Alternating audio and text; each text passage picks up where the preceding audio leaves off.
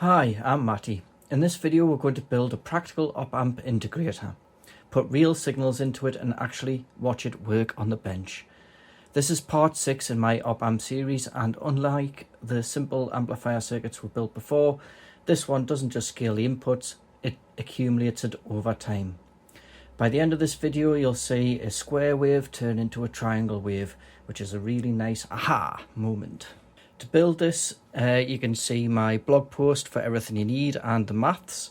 What we're using is an LM358 op-amp, a 10 kilo ohm resistor, a 10 microfarad capacitor, some breadboard, some jumper wires, a 5 volt bench power supply, an oscilloscope and a functional generator.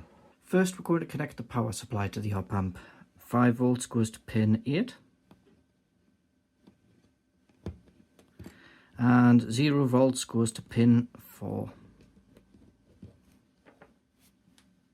Next we're going to ground the non-inverting input, so pin 3 goes to 0 volts. Next we're going to place our input resistor to pin 2 and off to the side of the board with something we can attach our function generator to. Next we want to add our feedback capacitor. This goes between pins 1 and 2.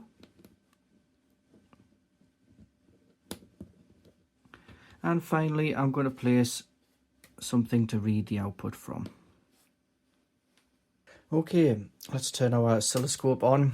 My function generator is already on and it's set to a square wave at 1 kilohertz with an amplitude of 2 volts. I'll connect this first. And I'll connect the red wire to the input, which goes to pin 2, and ground that. Now if I take my oscilloscope lead and connect that to the input, and also ground that, we'll see our square wave here on the oscilloscope. And finally, if I connect the output, start with ground, then the output to pin 1, we see another square wave. This is because we haven't turned it on, so let's turn this on.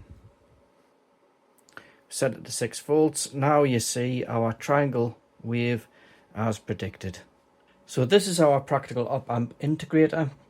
You've seen square waves turn into triangle waves there, and this is a great builder block for filters, oscillators, control systems, even synth modules.